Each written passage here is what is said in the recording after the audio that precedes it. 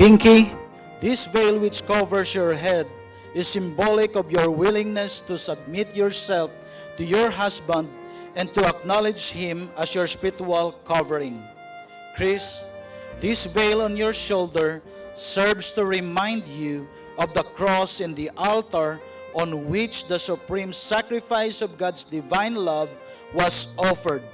In the same way, love Pinky as Jesus loved his church by laying down his life.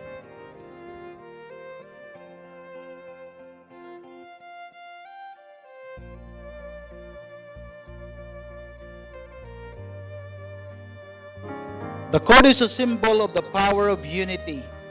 The scriptures tells us in Ecclesiastes chapter 4 verse 12, though one may be overpowered, two can defend themselves. A cord of 3 strands is not quickly broken. The 3 strands in this cord of unity are Chris, Pinky, and the Lord Jesus Christ. May I call the coin bearer to please come here on stage?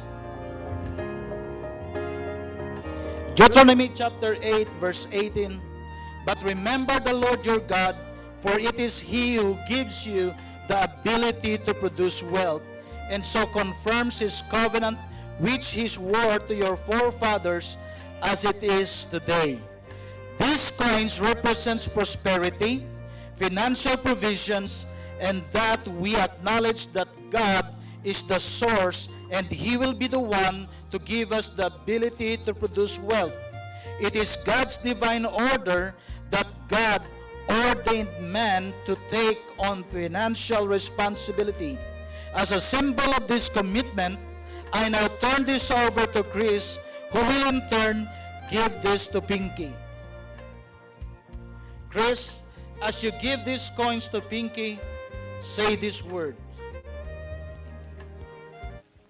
Pinky, I commit to be a faithful provider, a responsible and hardworking husband to you, and a father to our future children.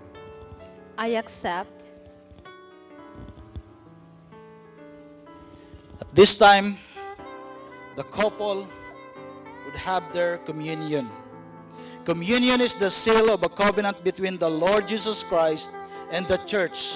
Chris and Pinky are now going to partake the communion as the first act of their married life. These gestures of declaring that this marriage will base on God's finished work at the cross more than 2,000 years ago